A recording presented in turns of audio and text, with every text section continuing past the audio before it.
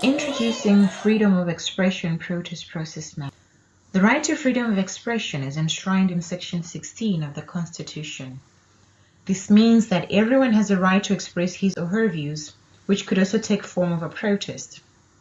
The right to protest is guaranteed in Section 17 and states that everyone has the right, peacefully and unarmed, to assemble, to demonstrate, to picket, and to present petitions. The Regulation of Gatherings Act regulates the holding of public gatherings and demonstrations. Scenario 1. Scenario 1 presents the basic protest process. Community issues. Communities usually have issues to be addressed by those in authority. There could be access to water, housing, or any other issues related to service delivery and beyond. Residents usually approach authorities with intentions to engage on addressing these issues. Engagements may result in issues being resolved. The process reaches the end if issues are satisfactorily resolved.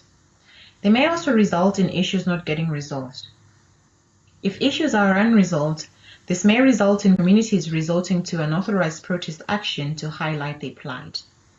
Communities may also submit a notice of gathering to the responsible officer at least 48 hours before the gathering. Scenario 2. This scenario is for submission of a notice. Communities may also submit a notice of gathering to the responsible officer at least 48 hours before the gathering.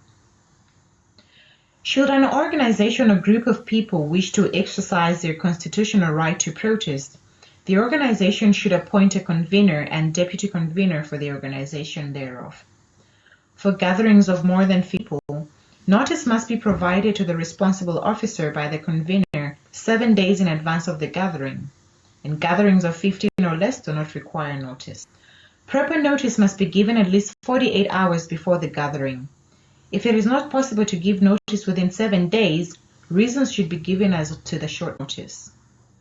The notice must contain the name, address, and telephone number and fax of the person organizing the gathering and of a responsible alternative contact person, the name of the organization holding the gathering, the purpose, date, time, duration, and place of the gathering, the anticipated number of participants, and the names of marshals who will be appointed by the organizer of the gathering, and how the marshals will be distinguished from the other participants in the gathering.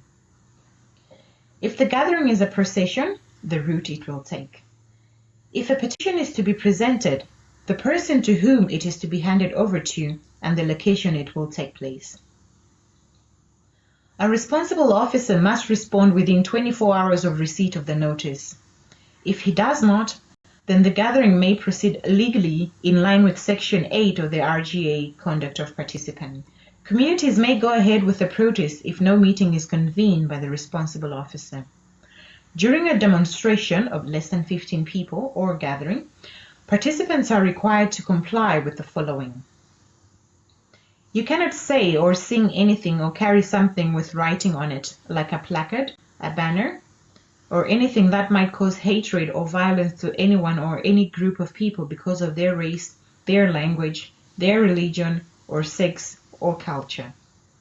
You cannot force any person to be part of a gathering. You cannot wear any uniform that resembles that of the security forces, and you may not wear a mask to disguise or prevent identification. You may not block the entry to hospitals, fire stations, and other emergency buildings. You may not carry a dangerous weapon. Scenario 3.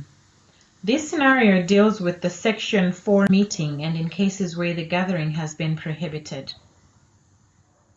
Communities may also submit a notice of gathering to the responsible officer at least 48 hours before the gathering.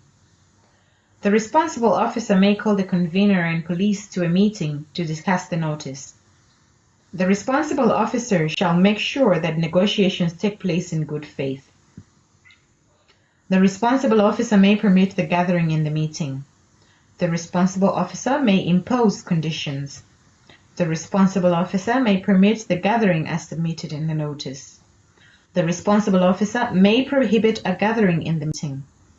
The responsible officer can only prohibit a gathering if they have credible information under oath that the gathering will result in certain problems, like serious disruption of vehicle or pedestrian traffic, injury to participants or other persons, or extensive damage to property, and that the police will not be able to contain that threat. If a gathering is prohibited, you may approach a court to appeal the decision of the responsible officer. The court may overturn the decision of the responsible officer if not convinced it was fair. The court may uphold the responsible officer's decision if convinced it was fair. If the court grants you permission, you may go ahead with the protest action. Scenario 4. This scenario is for unauthorized protest. Community issues. Communities usually have issues to be addressed by those in authority. They could be access to water, housing, or any other issues related to service delivery. Residents usually approach authorities with intention to engage in addressing these issues. If issues are unresolved, this may result in communities resorting to unauthorized protest action to highlight their plight. The protest action may be peaceful despite being unauthorized. Even if protest action is unauthorized but peaceful, it may result in dispersal, arrests, and interdicts. The protest action may result in engagements between residents and authorities, with issues either being resolved or unresolved. The protest action may be disruptive. If the protest action is disruptive, it may result in dispersal, arrests, and interdicts. Even if it is disruptive, the protest action may also result in engagements between residents and authorities, with issues either being resolved or unresolved.